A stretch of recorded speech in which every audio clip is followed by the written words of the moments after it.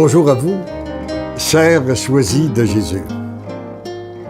Le message 28, c'est-à-dire le titre du message 28, nous dit ceci: « Dans l'humilité, tu reçois la sagesse et le discernement. » L'humilité est donc à la base de toutes les vertus. Comme l'orgueil est à la base de tous les péchés qui sont entrés dans le monde, l'humilité est à la base de toutes les vertus, mais nous avons, je dirais, c'est la lutte que nous avons à faire, ou plutôt demander la grâce de l'humilité, parce que l'orgueil veut toujours apparaître. Ça me rappelle, lorsque dans un groupe, on m'avait demandé de parler de l'humilité, et je leur ai dit, il est plus facile de parler de qu'est-ce qu'on connaît que qu'est-ce qu'on ne connaît pas. Si vous voulez, je vais vous parler de l'orgueil. J'avais un ami qui disait, un jour, j'étais assez orgueilleux pour croire que j'étais humble. Et l'orgueil a beaucoup de facettes. Elle se présente sur une multitude de formes. Il est important de demander la grâce de l'humilité, la grâce de discernement pour discerner ce qui est orgueil et ce qui est humilité. Prenons par exemple l'exemple suivant. Deux types de personnes que l'on retrouve dans les groupes que nous fréquentons. Une personne qui parle toujours, un autre qui parle jamais. Ne portons pas de jugement parce que tous les deux peuvent le faire par vertu. Une qui parle pour partager les merveilles de Dieu et aider les autres, ça c'est une vertu. Mais et la personne qui ne parle pas pour laisser les autres parler, pour bénéficier de l'enseignement qu'elle peut recevoir des autres. Donc, c'est une vertu. Mais les deux pourraient le faire aussi par orgueil. Une, pour se mettre en évidence, pour prendre le contrôle sur le groupe, celle qui parle, et celle qui ne parle pas, parce qu'elle ne serait pas capable de supporter quelqu'un qui viendrait lui dire le contraire. Elle a trop d'orgueil pour accepter que quelqu'un vienne la contrarier, alors elle ne parle pas. Voyez-vous les différentes formes d'orgueil.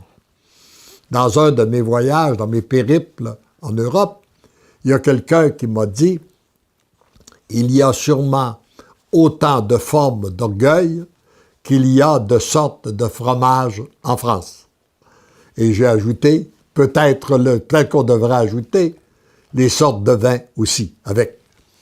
Alors donc, il faut demander cette grâce d'humilité pour découvrir ce qui est les différentes formes d'orgueil qui se présentent à nous. Mon tout petit, demeure dans la très grande humilité.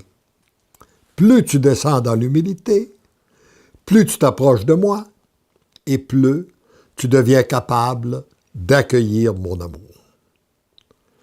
Plus mon amour te transforme, plus tu peux être comblé de charisme.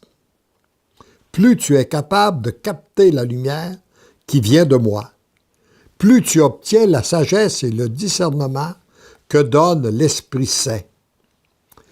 Plus tu ressembles au Père en devenant un être plein d'amour. Peut-être une petite façon qu'on peut découvrir si nous sommes dirigés, conduits par l'orgueil ou l'humilité, c'est de vérifier comment nous accueillons une critique.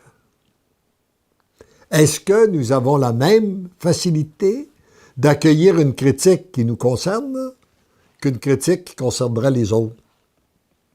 Si oui, il y a peut-être que nous sommes certainement conduits par une certaine humilité. Sinon, si nous ressentons tout de suite le besoin de nous défendre et tout ça, c'est peut-être que l'orgueil est encore très présent en nous. C'est ainsi dans la très grande humilité que tu peux être utilisé par ton Dieu en devenant un instrument valable entre ses mains. Je crois qu'il faut demander l'humilité, la grâce d'humilité à chaque jour, parce que lorsque l'orgueil apparaît, j'ai l'impression que Dieu disparaît. Il nous laisse aller. Laisse-toi pénétrer de cette grande humilité qui t'habite en ce moment. C'est ainsi que tu deviens l'amour. Tendrement, je t'aime. Et je demande pour vous qui m'écoutez en ce moment, les trois grâces que nous demandons régulièrement pour nous, mon épouse et moi, l'humilité, l'abandon, la confiance.